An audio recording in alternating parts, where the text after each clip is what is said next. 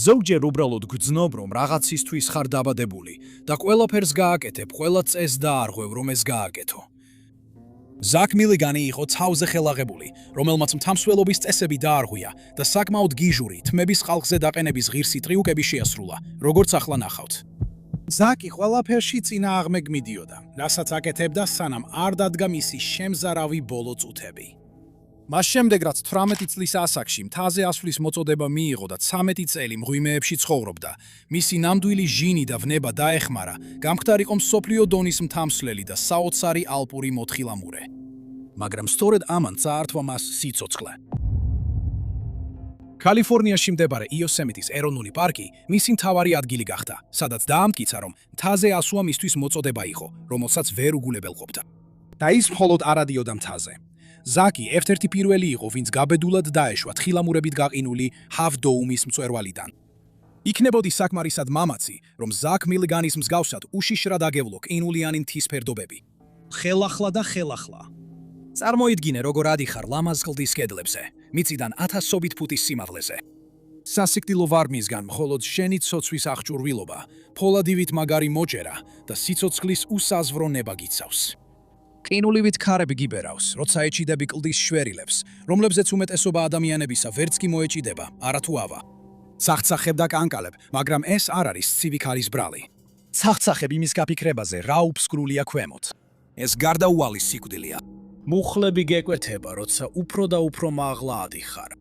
მაღლა ადიხარ მწვერვალისკენ, რომელიც მხოლოდ თვალწამტაცი ხედის დაპირებას და იმ გამარჯვებას გვირდება, რომ ეს მწვერვალი მხოლოდ შენ დაიბყარი.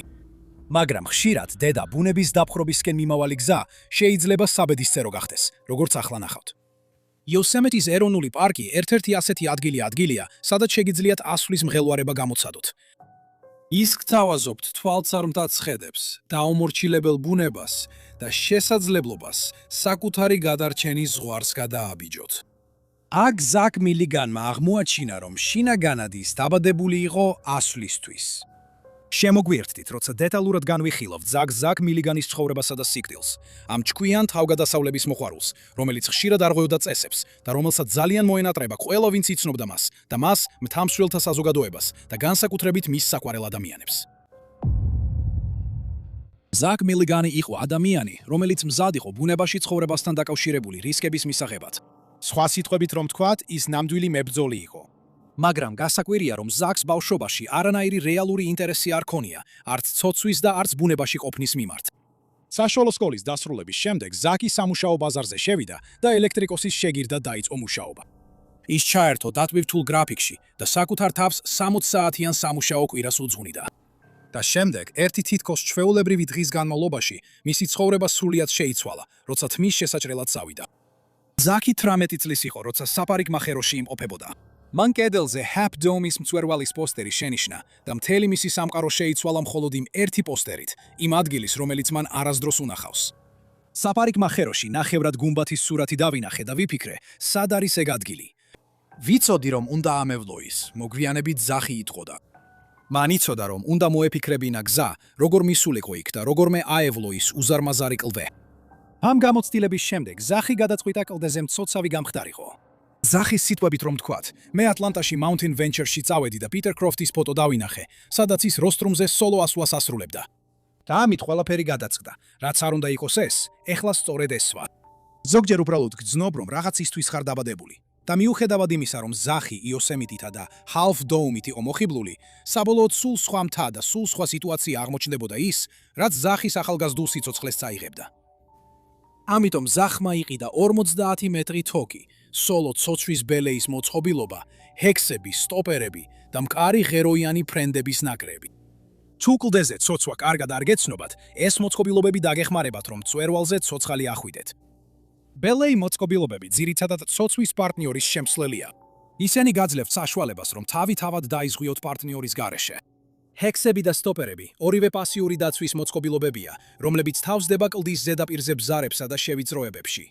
ეს მოწყობილობები პირდაპირ გადაგარჩენ სიცოცხლეს, თუ შემთხვევით ჩამოვარდებით. მყარ ღეროიან ფრენდებს, რომლებიც უბრალოდ კამინგ მოწყობილობებადაცაა ცნობილი, აქვთ კამები, რომლებიც უკეთესად უჭერენ თქვენს წონას, რათა კლდის ზედაპირზე მოულოდნელი ჩამოვარდნა არ დაგემართოთ. ასე რომ ყველა საჭირო აღჭურვილობით ზაკმა დაიწყო თავისი მოგზაურობის შემდეგი ეტაპი, რათა გამხდარიყო კლდის ცოცვის ოსტატი. თავისი დაუღალავი გამძლეობით ზაკმა თვითონ ისწავლა ცოცვა, სოლო ლიდერობით, რაც ნიშნავს მარშრუტის იმ მონაკვეთის გავლას, რომელიც ერთიანად ივლება. პირველ სეზონში მან 100-ზე მეტი მარშრუტი დალაშქრა. ამ მიღწევას კიდევ უფრო შთამბეჭდავს ის ხდის, რომ მან ყველა მარშრუტი უკანაც ჩამოცოცხლდა. ცხადია, რომ მისი ვნება ცოცვის მიმართ მთებზე უფრო მაღლა აფრინდა. როგორც წარმოგიდგენიათ, კლდეზე ჩამოსვლა გაცილებით უფრო რთულია, ვიდრე მაღლა აძრომა. მაღლა აძრომისას გამოიყენება კონცენტრიკული კუნთოვანი მოძრაობები, როგორც მაგალითად აწევა, ხოლო ქვემოთ ჩამოსვლისას საჭიროა კუნთების ექსცენტრიკული მუშაობა, რაც ნიშნავს, რომ კუნთები დაძაბულ მდგომარეობაში უნდა გაიწელოს. ქვემოთ ჩამოსვლას მეტი კონტროლი, ძალა და ნებისყოფა სჭირდება, ამიტომ ბუნებრივია, რომ ეს უნარს ბევრად უფრო მეტად გააუმჯობესებს, ვიდრე მაღლა აძრომა. რაც არ უნდა იყოს, ზაკ მილიგენს მიზანი ჰქონდა და არაფერი შეაჩერებდა მას მის მიღწევაში. ზაკმა სპორტისადმი აბსოლუტური სიყვარული აღმოაჩინა, ამიტომ მას ნებისმიერი მარშრუტის დაპყრის დაპყრობის დაუცხრომელი სურვილი ჰქონდა. ის ხშირად სტუმრობდა სენდროქს, ალაბამაში, ტენესის უოლს ტენესიში და ლუკინგ გლას ჩრდილოეთ კაროლინაში. მაგრამ მას სჭირდებოდა უფრო ახლოს ყოფილიყო წამყვან კლდეზე, ცოცვის ადგილებთან, სადაც კიდევ უფრო დახვეწდა თავის ცოცვის უნარებს. როცა 19 წლის იყო, გადაწყვიტა დაეტოვებინა თავისი მშობლიური ჯორჯიის შტატი და ქვეყნის მეორე მხარეს, დენვერში, კოლორადოში გადასულიყო. აქ მან ელექტრიკოსად დაიწყო მუშაობა, მაგრამ ეს მხოლოდ საშუალება იყო მიზნის მისაღწევად და ეს მიზანი იყო ყველაზე რთული ცოცვის მარშრუტების დაპყრობა. კოლორადო და მიმდებარე ტერიტორიები ზაკს უფრო მეტ შესაძლებლობას აძლევდა, რომ ცოცვით გული იჯერებინა. და ეს ერთი ნაბიჯით აახლოებდა იმ თასთან, რომელმაც ყველაფერი დაიწყო იოსემიტის ეროვნულ პარკში, შესანიშნავ ჰალფ დოუმთან. იმ ადგილიდან, სადაც ის ცხოვრობდა, შორს არ იყო და ზაკმა აღმოაჩინა ულამაზესი ელდორადოს კანიონი. მაგრამ ეს მისი ერთადერთი აღმოჩენა არ ყოფილა. მან ასევე თავისუფალი სოლო ცოცვაც შეუყვარდა. თავისუფალი სოლო ცოცვა. მთაზე ცოცვის ყველაზე ექსტრემალური ვერსია, სადაც მთამსვლელები სიკვდილს უპირისპირდებიან და კლდის კედლებს მხოლოდ საკუთარი ძალითა და სიმამაცით იპყრობენ. და ცოტა ცარციც, რომ ოფლიანმა თითებმა ნაადრევ საფლავში არ ჩააგდოთ. ალექს ჰონოლდისა და ცნობილი დოკუმენტური ფილმის სახელად Free Solo შესახებ ალბათ გსმენიათ, რომელიც მის გიჟურ ასვლას Half Dome-ზე უშუალოდ თოკებისა და სხვა დამხმარე საშუალებების გარეშე ასახავს. თამსვლელების მხოლოდ მცირე ნაწილი ასრულებს Free Solo ასვლას, რადგან ერთი შეცდომაც კი შეიძლება სიკვდილით ან სერიოზული ტრაუმით დასრულდეს. შეიძლება თქვათ, რომ ესეთი რისკი აბსურდულია, მაგრამ სიკვდილის კართან დაკაკუნებას და შემდეგ მის პასუხზე გაქცევას შეუდარებელი მღელვარება ახლავს. თუმცა ამასაც აქვს თავისი ზღვარი, რადგან ერთ დღეს სიკვდილი კართან დაკაკუნებას უკვე დაელოდება. და ზაკი ბედს კვლავაც ცდიდა. თუ ფიქრობდით, რომ თოკების გარეშე ცოცვა სიგიჟეა, ზაკმა ეს კიდევ უფრო შორს წაიყვანა და დაიწყო on-site solo ცოცვა, რაც ნიშნავს, რომ მან მარშრუტი წინასწარი ცოდნისა და დაგეგმვის გარეშე გაიარა. მან on-site solo გაიარა 5.7 ბასტილის ბზარი და 5.7 ოსირისი ლამპი რიჯზე.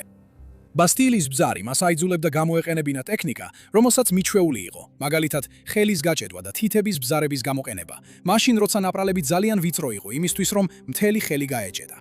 თუმცა, ოსირისი უფრო რთული გამოცვევა აღმოჩნდა მისთვის. როგორც ზაკმა თქვა, მას ჰქონდა ფართო ნაპრალები და ეს იყო ჩემი პირველი გამოცდილება ფართო ცოცვაში. როცა ამას სოლოდ ვცოცავდი, მაშინ მივხვდი, რომ შემეძლო თავი ხელში ამეყვანა და სიმაღლის არ მეშინოდა. ამ ეტაპზე ზაკმა გააცნობიერა, რომ საკმარისი გამბედაობა ჰქონდა, რათა საკრდენების გარეშე ეცოცავა, თუმცა მას კიდევ უფრო დიდი გამოწვევა სურდა. მისი სურვილი დაეძლია შეუძლებელი, მართლაც უსაზგრო იყო. თუ ჯერ კიდევ არ იცნობთ ცოცვის შეფასების სისტემებს, ამერიკელი მთამსვლელები იყენებენ იოსემიტის 10 წილად სისტემას. პირველი კლასის ბილიკი იქნება ბრტყელი ბილიკი, რომელზეც ბედნიერად სეირნობთ, ხოლო ყველაფერი, რაც 5-ით იწყება, მიუთითებს კლდის კედელზე, რომელიც ასაცოცებელია. 5.1-დან 5.4-მდე უფრო მარტივი ასასვლელია, რომელსაც დამწყებებიც გაუმკლავდებიან.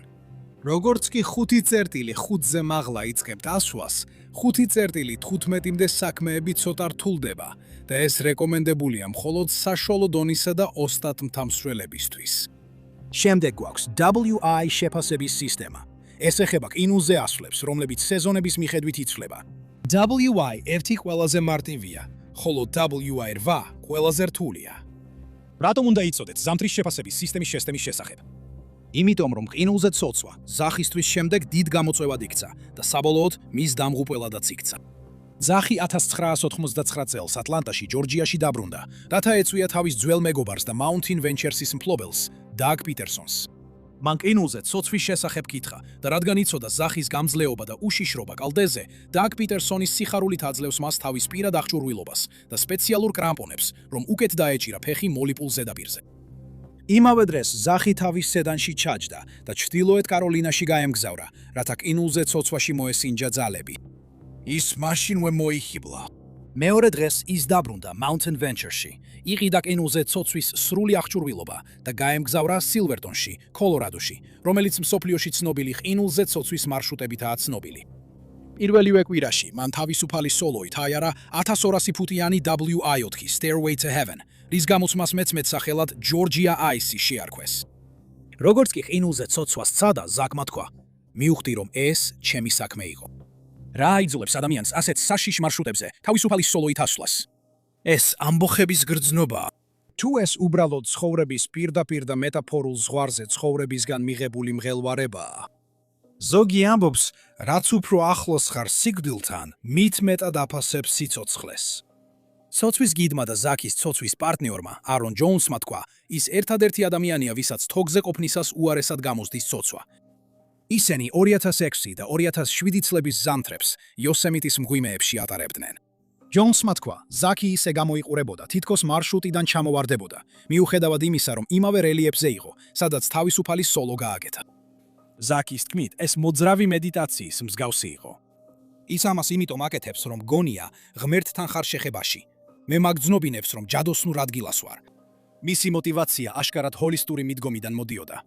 მაგრამ ფიქრობთ, რომ ესეთი ექსტრემალური სპორტი რისკ ადგის.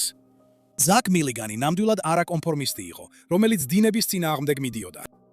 მას არ უყვარდა, რომ ფოტოებს უღებდნენ და მრავალი წლის განმავლობაში არ სურდა, რომ მისი ცოცვისა და თხილამურებით სრიალის მიღწევები მედიაში დაფიქსირებულიყო.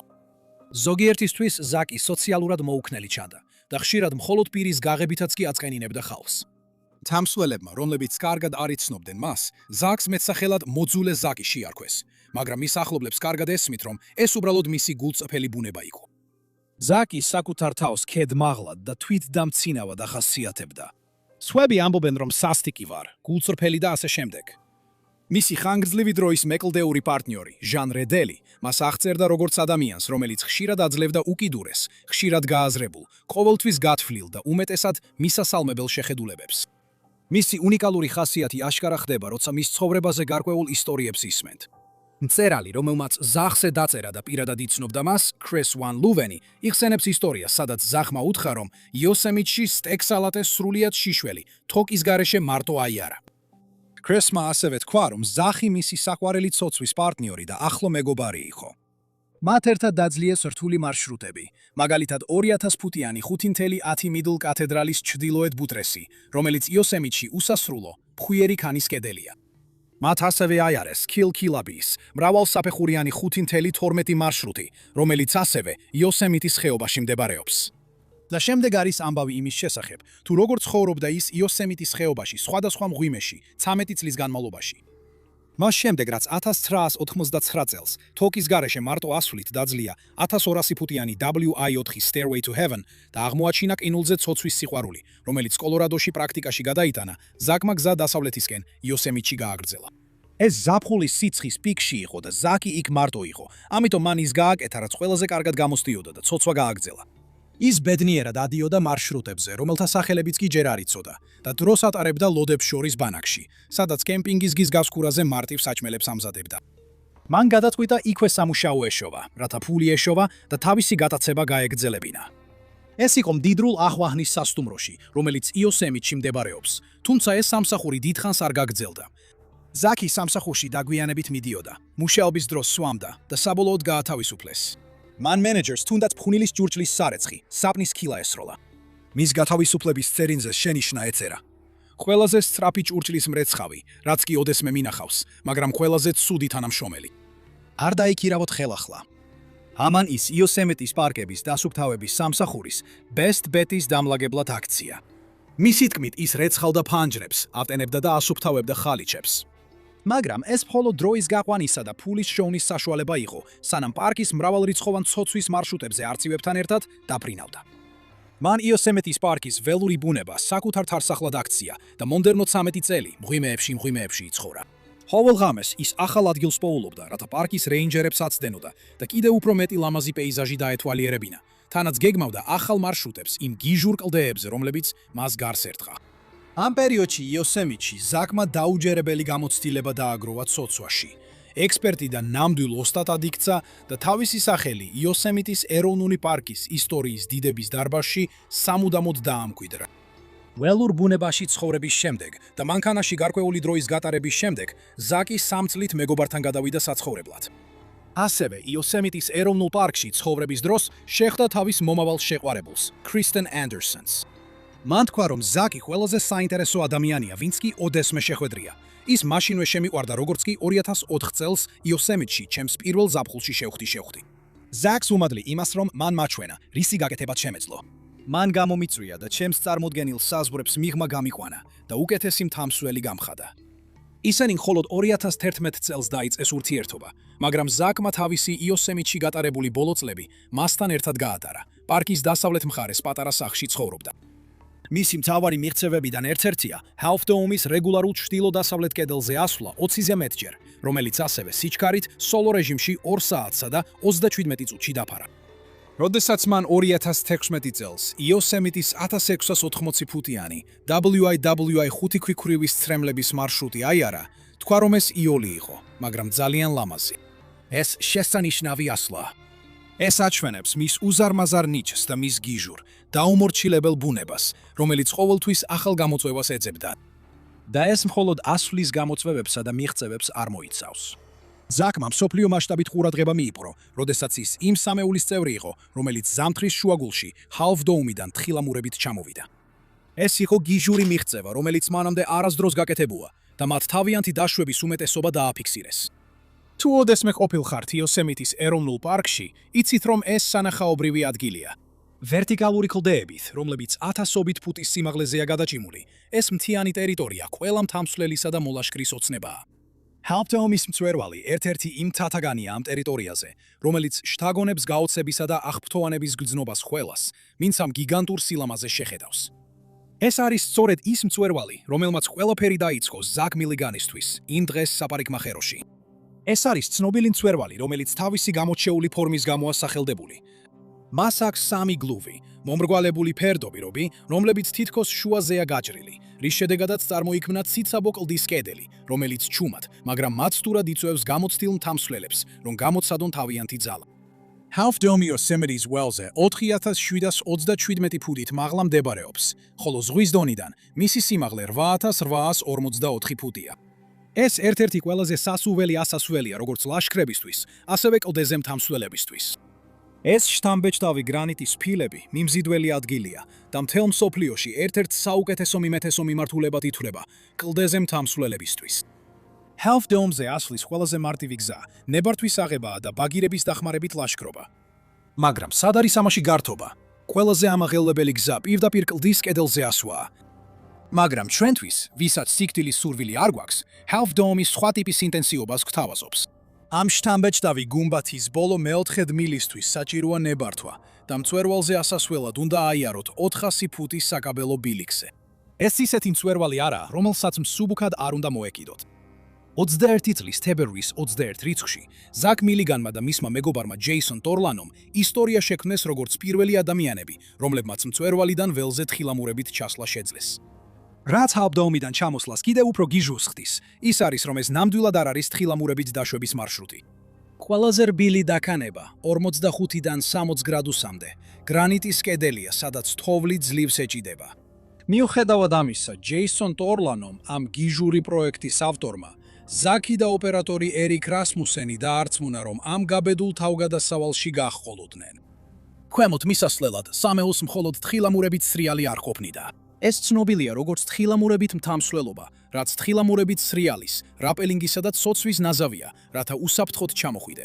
ამისთვის საჭიროა დიდი უნარი, მოთმინება და ან სიმამაცე, ან სიბრიხვე. შენ აირჩიე. როგორც რასმუსენმა თქვა, ეს არასდროს არის ლამაზი, მთავარია ცოცხალი ჩამოხვიდე. საბედნიეროდ გუნდი მზად იყო ნებისმიერი სირთულის დასაძლევად და მათ გამოიყენეს სეზონში ერთხელ მოსული იშვიათი ამინდის ფანჯარა იმ დღეს, თებერვლის ბოლოს. მათი არჩეული მარშრუტი ბუშიდოს გალერეა დაარქვეს სამურაის ღირსების კოდექსის პატივსაცემად. ბუშიდო პირდაპირ ითარგმნება როგორც მებრძოლის გზა. საბედნიეროდ ეს უშიშარი მკვლევარები თავიანთი გზით ყველა მებრძოლი იყვნენ. ჯგუფის ლიდერი ჯეისონ თორლანო 4 შვილის მამაა და მოხალისე მედიკოსია ახლო აღმოსავლეთის საომარ ზონებში, რაც მას აძლევს ფოლადის ნერვებს, რომლებიც ასეთი მოგზაურობისთვისაა საჭირო. იოზემიტი მას ბავშვობიდანვე სახლად მიაჩნდა, ამიტომაც იცოდა, რას უნდა ელოდა. მარშრუტი ციცაბო და დაუცველი იყო და მათ უნდა დარწმუნებულიყვნენ, რომ პირობები ზუსტად შესაფერისი იყო. წინააღმდეგ შემთხვევაში ისინი მარტივად დაუცურდებოდნენ და სასიკვდილოდ გადავარდებოდნენ. მაგრამ საბედნიეროდ წყვილი უსაფრთხოდ ჩამოვიდა 4640 ფუტის დაშვებაზე, თუმცა ხელები უკანკალებდათ და ფეხები დაღლილი ჰქონდათ. ზაკმა თავის ახლო მეგობარს ქრის ვენ ლევენს უთხრა: მე გადარჩენის შანსი არ მქონდა. არ უნდა ვყოფილიყავი Half Dome-ზე. მე ნამდვილი მოთხილამურე არ ვარ. მაგრამ საბედნიეროდ ამჯერად მისი შეუპოვრობა დაეხმარა გადარჩენაში. ამ დიდი მიღწევის დროს მისი მეგობრები და ოჯახი ვერ წარმოიდგენდნენ, რომ ზაკ მილიგანი 2 წელზე ნაკლებ დროში აღარ იქნებოდა. მისი თავგადასავლებით სავსე მოგზაურობის ბოლო დღე ალბერტის კლდოვან მთებში დაიწყო, ცოცვის მარშრუტზე, რომელსაც პოლარული ცირკი ეწოდება. Icefields Parkway-ს ზემოთ მდებარე ცუდად სახელგანთქმული პოლარული ცირკის მარშრუტი იზიდავს ყინულზე მთამსვლელებს, რომლებიც თავიანთი უნათიუნარების ნამდვილ გამოცდას ეძებენ. ეს მრავალსაფეხურიანი ცოცვა თავბრუდამხვევ სიმაღლეზე ადის და სირუსის მთის გაყინულ კედელზე ასვლისას მაღალი ტექნიკური ოსტატობას მოითხოვს. თითოეული საფეხური ახალ გამოწვევებს მოაქვს. საცხისი ხევში სიარულიდან დაწყებული, დამთავრებული საშიში ბოლო ასვლით, ფანქარზე. 150 ფუტიანი დამოუკიდებლად მდგომი ყინულის სვეტი, რომელსაც WI6 სირთულის კატეგორია აქვს მინიჭებული. და თითქოს ეს არ იყოს საკმარისი, ლენტის მონაკვეთი დამატებით სირთულეს ამატებს, თავისი გადმოკიდებული ყინულითა და სახიფათო უფსკრულებით. მხოლოდ ყველაზე გამოცდილი მთამსვლელები უნდა გაბედონ ეს ყინულიანი თავგადასავალი, სადაც აღტაცებასა და საფრთხეს შორის ზღვარი ბასრი დანივით თხელია.